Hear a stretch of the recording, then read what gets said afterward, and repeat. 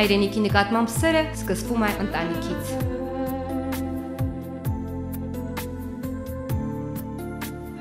1961 թվական, հունիսի 15, քաղաք Կիրովական։ Վաղինակ և Ռոզա Բաղդասարյանների ավանդական ընտանիքում Ռուբեն և Վարդան որդիներից հետո լույս աշխարհ եկավ երրորդ զավակը՝ Վահրամ Բաղդասարյանը։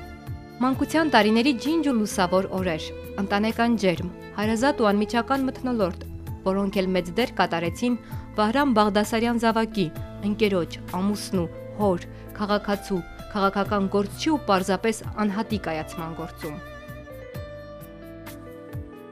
Մեծ լոռեցին, Հովհաննես Թումանյանն էր ասում. բախտավորություն է լավ ծնողներ, հատկապես լավ մայր ունենալը։ Լավ մայր ու լավ հայր ունեին Բաղդասարյան եղբայրները։ Հայր, ում ճանաչում ու հարգում էին Լոռվա կանաչ քաղաքում, հայր, ով օրինակ է եղել եղբայրների համար, հայր, ում երկրային ներկայությունը ցավոք վիճակված չէր վայելել երկար։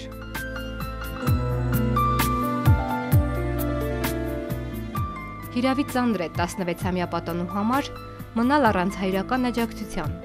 հատկապես այն պահին, երբ ավարտել ես դպրոցն ու պետք է մտնես մեծ կյանք։ Մահացավ ամուսինս, ոչ մեկը ոչ ընդունված էր,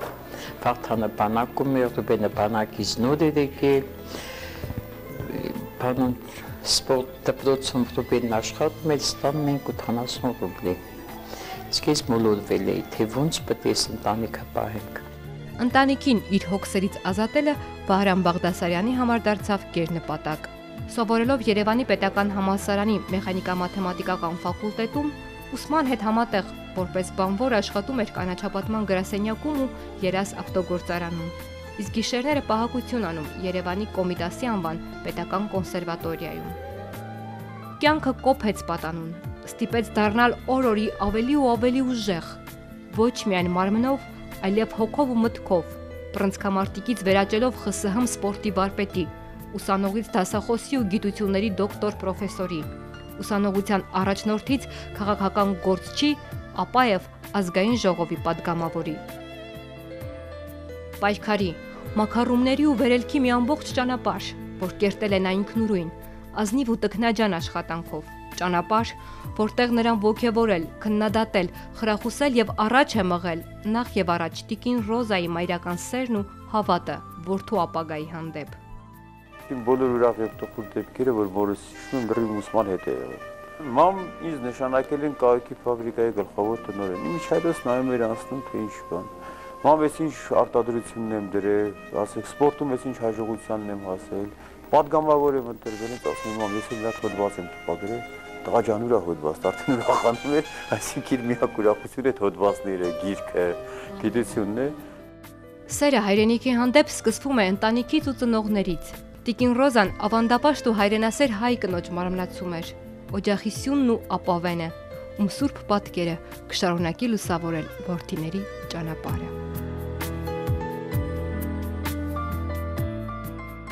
Քանի որ իմ ընկերները հորս չեն հասցրել տեսնել, բնականաբար ասում են մայրապաշտ, ես կասեի ծնողապաշտ։ Ու մոր առաքինի կերպարն իբրև օրինակ ունենալով Բաղդասարյան եղբայրները ընտրեցին իրենց ապագա զավակների մայրերին, կերտելով օրինակելի ու ավանդապաշտ հայկական 3 ամուր ընտանիք,